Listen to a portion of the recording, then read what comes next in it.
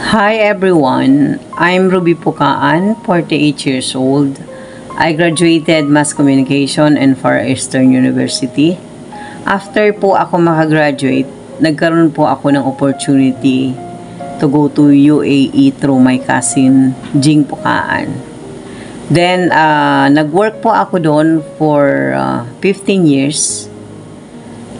Na-assign ako sa Dubai, Abu Dhabi, Al Ain, and Sharjah. So, then, na-move din po ako sa Lebanon for 5 years.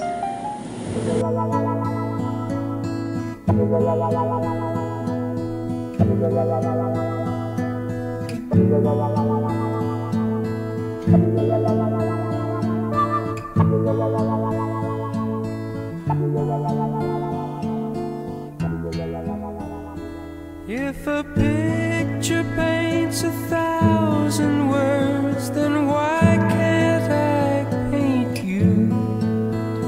The words will never show the you I've come to know. If a face could launch 1,000 ships, then where am I to go? There's no one home but you. You're all that's left me to. And when my love for life is running dry, you come and pour yourself on me.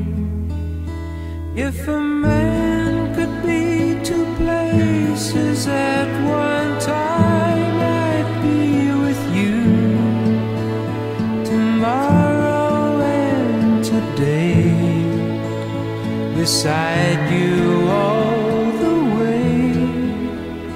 If the world should stop with all things spinning slowly down to die, I'd spend the end with you. And when the world was through, then one by one the stars would all go out. Then you and I would simply fly away.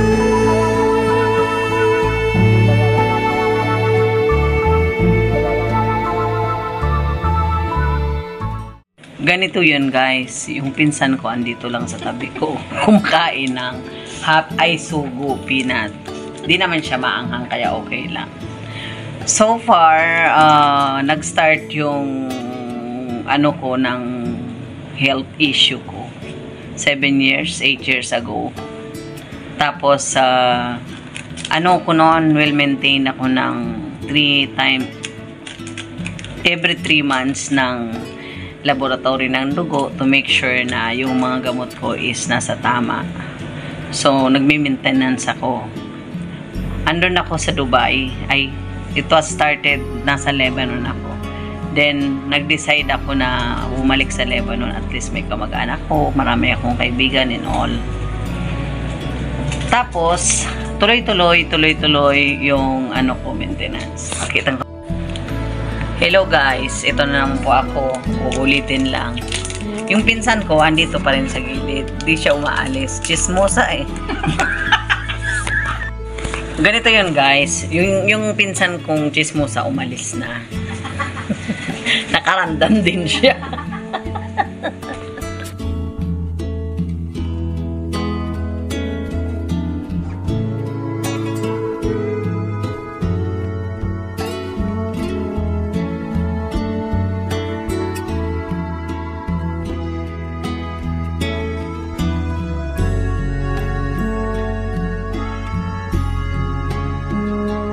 Papaalala ko pala sa inyo, dapat sumunod kayo sa bawal. Huwag niyong abusuhin yung sarili nyo. Pag bawal, bawal. Yung nga inom-inom na yan na occasionally, tapos laging may okasyon. Hindi ko ginawa yan. Kaya nagtataka ako bakit ako pa. Kagrabe yan, sinisto. Sinisto. Bakit ako?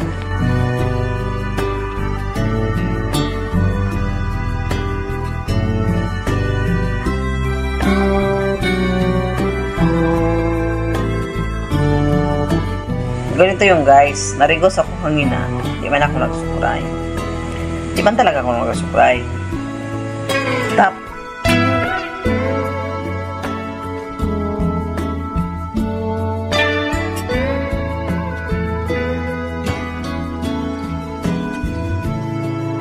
So, ganito yun guys. Nagbablog ako guys. So, nung kinausap na ako actually, sinabi ko na yun sa sarili ko na kung ano ng doktor na kailangan ko ng mag-dialysis, di ako magpapadialysis kasi ang alam ko, magdadialysis ka, ma-extend yung buhay mo. So, while nagdadialysis ka, mabubuhay ka. Pero pag in-stop mo, matiko ka pa rin. So, ganun yung mentality ko. So, ganun yung mentality ko.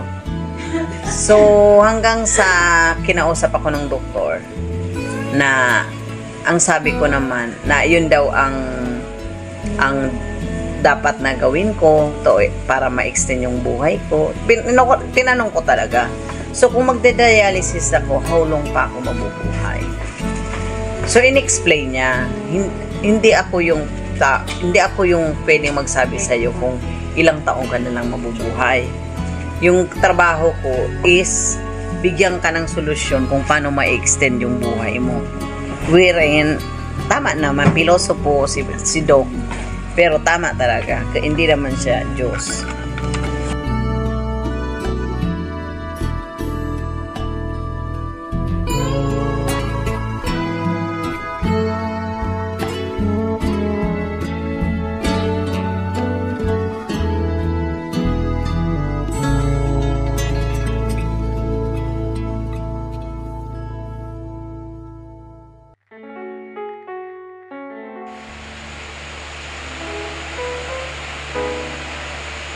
Hi Ning! Happy birthday! Wish you all the best!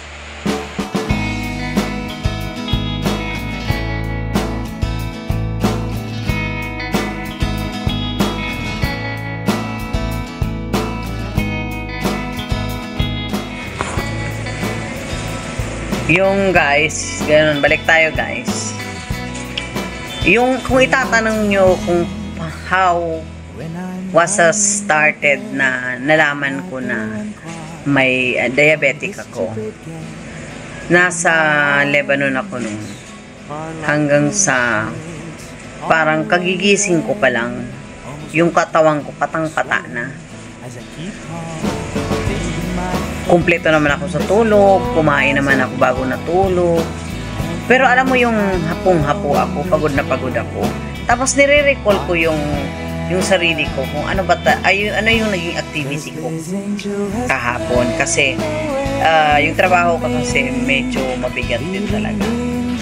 So nire-recall ko kung ano yung naging activity namin the other day para magkaroon ng rason kung bakit pagod na pagod ako. Now this angel has flown away from me. Thought I had a strength to set her free. So, in short, what I understand is except sa kidney transplant, walang ibang solusyon sa akin kundi dialysis. So, yung kidney transplant naman daw, hindi masyadong sinasuggest dito sa Pilipinas kasi unang-una mahal siya. Pangalawa, dalawa na yung magiging pasyente. Ikaw at yung magdo-donate ng kidney. So, ang process pa is okay, pag-aaralan kung yung kidney niya is magmamatch sa'yo Pero once na nilagay na yun, hindi yun 100% natatanggapin ng katawan mo. So, mayroon silang gamot na anti-rejection para nga maging compatible yung kidney donor sa kidney mo, sa katawan mo. So, in case hindi siya mag-match, hindi siya mag 100%, i-reject siya. In case i-reject siya ng katawan mo, hindi effective yun. Kailangan tanggalin yun. So, ang hirap na nag-sacrifice yung kidney donor, pa-operahan siya para kunin yung kidney, tapos itatry sa'yo, pag hindi nag-work, operahan na naman siya at ibabalik sa kanya, or anong gagawin na sa kidney mo niya kasi natanggal na. So, yun ang explanation sa akin. Pero actually, nag-decide naman ako sa yung family ko na I go for dialysis. Pero andun yung isip ko na kung magda-dialysis ako, ma-extend yung buhay ko. So, anytime soon na mag-stop ako, mamamatay din ako. So, mayroong time na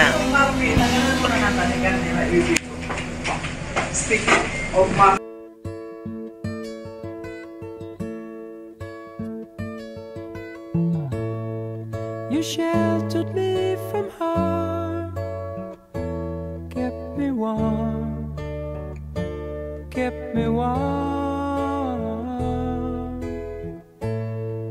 You gave my life to me, set me free, set me free. The finest years I ever knew, I had with you, and I would give anything I own, give up my life, my heart, my home. I would give everything I own just to have you back again. You taught me how to love,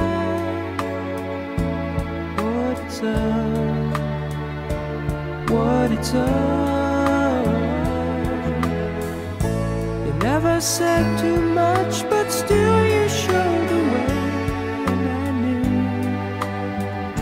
from watching you. Nobody else could ever know the part of me that can't let go. And I would give anything I own, give up my life, my heart, my home. I would give everything I own just to have you back again. Is there someone you know, you're loving them so, but taking them all for granted? You may lose them one day, someone takes them away, and they don't hear the words you long to say. I would give anything I own, give up my life, my heart, my home. I would give everything I own just to have you back again, just to touch you once again. So, balik tayo doon sa health issue ko. Yung background ko, mga alak, pero hindi ko yan natitikman. Paninda lang yan para kumita pang dialysis. Back to, health issue. Ganito yon. One time in end of May, siguro na-trigger lang kasi may namatay yung tito ko, nagpuyat akong nagpuyat, wherein masama yun sa akin. And at the same time, may instance na nag-iiyak ako, masama yung loob ko and all. So, sa sama-sama na yon, meron pang stress na talaga ako sa kapaligiran ko. Dumating one time, nagising na lang ako na parang may nakadadagan sa dibdib ko. So, I decided to go to the hospital. And may malapit dito sa aming government hospital, wherein, in fairness, ginawa nila yung best. Nilagyan agad ako nila ng oxygen and dextrose. So yun, alam ko na I'm safe. Kahit naririnig ko, itatransfer daw ako sa Ligao. So, okay lang kasi I believe na alam nila kung what's best for me. So, nilipat ako sa Tuburan Hospital, public hospital yon,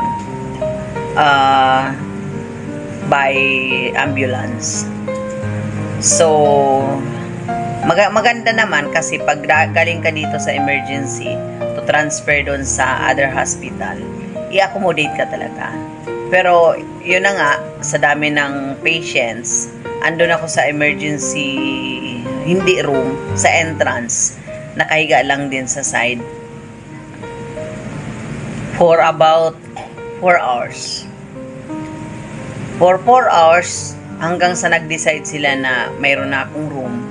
Actually, nag-try kami na private room, kahit medyo mahal para komportable naman at the same time yung magbabantay. Then, na-move na ako sa room, which is, mas maganda pa pala yung sa labas ako ng room. Kasi doon sa room na yon, ako na yung panglima. And parang yung mga pasyenteng katabi ko, mga naghihingalo na. Hindi maganda yung facility. Yung CR barado, kaya nagsi-CR kami sa kabilang room, malayo. Dadaan kami ng pathways, wherein yung pathways may pasyente ring nakahimlay. So, hindi malinis yung ambience, hindi yung tipong parang hindi ka gagaling. Parang lalala lang yung sakit kasi yung kapaligiran mo parang mga deadly na yung health condition nila. So, nag-decide yung family ko to move to other hospital. And syempre, kahit mahal, what's best, kakagatin mo at gagawa na lang ng paraan. Since yung doktor ko sa diabetes is nakaano siya sa Daraga Doctors, affiliated siya sa Daraga Doctors, doon ako niya ni-recommend, wherein maganda. So, pag by ambulance din ng Daraga Doctors nag-pick up sa akin. So, pagdating doon, automatic nilagay ako sa room at tinanong na ako, nagbili na rin yung doktor ko kung ano yung health issue ko. At the same time, in-interview ko kung ano yung nararamdaman ko talaga. So, sinabi ko ganito, ganon. In-inject na ako ng hindi ko alam kung pakalma or whatever. 2 capsule ininom ko. So, I just wonder why. Bakit dun sa Ligao? 4 na oras, 4 hours na ako dun. Though may oxygen ako at dextrose. Pero wala man lang sa akin nilagay wala man lang sa akin pinainom or in-inject na something to make me calm or ma-lessen yung nararamdaman ko. Kasi ang bigat sa dibdib yung nararamdaman ko na nakakatakot kasi di mo alam what's next. Yun lang ang inaano ko na comparing sa public at sa government at sa private. I suggest kung may pera lang talaga, kung sa tingin nyo magagawa naman ng paraan just to save yung buhay, is go for private hospital. So, in all, after a few days of how many times ng laboratory, X-ray, ECG, and all, ang findings nila is kaya sumasakit yung dibdib ko kasi dahil yung kidney ko di na siya nagpa-function at all. So, ang tendency is yung liquid na ini-intake ko is na umaakyat sa lungs ko. So, ngayon, yung lungs ko mayroon ng tubig at the same time, nagkaroon ako ng pneumonia. So, yun ang dahilan kung bakit sumisikip yung dibdib ko. Pero, marami na rin complication. Lucky pa rin ako kasi nagpadala agad ako sa hospital. And at the same time, from Tuburan, after 4 hours or almost 5 hours already, mag-decide kami to move somewhere. Ngayon, after ng lahat ng examination, nag-decide yung doktor na dapat i-dialysis ako. We'd always work things out. I've learned what love's about by loving you through the years.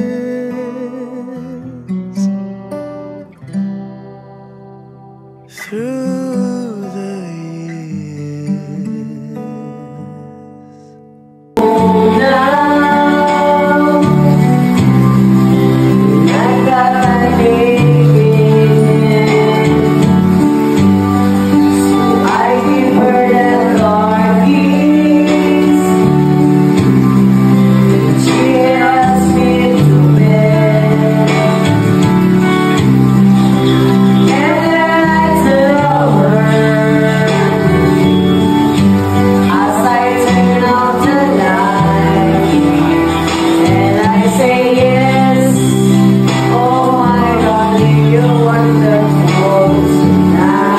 So, ganun nga. Nire-recall ko yung sarili ko kung anong activity ko yung the other day. And, wala naman so far. So, ilang days ako nun nakaranas ng ganun. So, hanggang sa nagpa-check up ako, ang finding sa akin, high blood. So, binigyan ako ng gamot for high blood. Then, ang mali lang, hindi niya inanalyze kung ano yung reason kung bakit ako na high blood. Kasi, ngayong lagi na akong nagpapaano sa doktor, ang understanding ko is hindi ka mag-high blood nang dahil lang sa nagalit ka or whatever. Yung galit is matitrigger ka, pero may high blood ka talaga. Pag nagalit ka, pag sumama yung loob mo or whatever, nabigla ka or masaya ka, pwedeng matrigger. Pero pag may high blood, pag nag-high blood ka, which means may complication yun. Either diabetic ka, or malakas ang uric acid mo, or anything na yun ang nagiging cause ng high blood. So, may gamot ako sa high blood, pero hindi na-detect kung anong rason ng pag-high blood ko. Ang sinabi lang niya sa akin, pagbawas ako ng mga maalat. Mahilig daw ang Pilipino sa tuyo at sa maalat, sa patis, sa soy sauce and all. So, sisinunod ko naman yun para at least mabago. Hanggang sa nakaramdam ulit ako ng ganun, na para akong napapagod, parang nauuna na yung ulo ko, ang gaan ng ulo ko, pero tama naman ako sa tulog. Parang feeling ko nauuna yung ulo ko sa katawan ko. So hanggang may friend akong Lebanese na sabi niya, may friend ako dyan sa pharmacy, doktor siya, matanda na, gusto mo magpa-check tayo, hanggang sa na-convince niya ako. So chinek lang naman ako yung dito sa finger, yung chinek yung logo, yung blood sugar ko. So yun nga, ang sabi, mataas yung blood sugar ko, 209. So So, ang sabi niya, kailangan mong pumunta sa doktor to do all the laboratories and give you the right prescription. So, yun, kasi retire na siya. Yun, nagpa-check up ako hanggang sabi niya, do some exercise including sex. So, wala akong sex life. Paano ko gagawin yun? Hindi ko na pinroblema yun. Nagamot na lang ako. So, naggamot for almost 1 year. Hanggang sa, dahil nga sa condition ko, mag-isa lang kasi ako sa kwarto eh. Walang masyadong Pilipino doon. So, mag-isa lang, nagre-rent ako ng room alone. So, ang kapitbahay ko, hindi nila malalaman kung anong nangyayari sa akin or whatever. Hindi safe. Hanggang sa nag-decide na ako na sabi ko gusto ko nang umuwi sa Pilipinas. Uwi na lang ako kasi baka may mangyari pa dito sa akin masama. Yung planong umuwi is nabago yun. Or some suggestion na what if. So, I decided mag-request sa company ko to go back to Dubai. So, I moved to Dubai in the same company. Actually, I worked in the same company for like 18 years. Back to health issue. So, nung nasa Dubai na ako, cover naman ng insurance.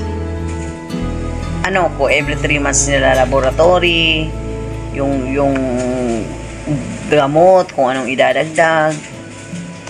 There was one time na laboratory ko, nag-wonder yung doktor kasi sabi niya, ang taas ng creatinine mo. Bakit tumataas? Samantalang, ang naman, kumpleto ka naman sa gamot. Tama nga siya.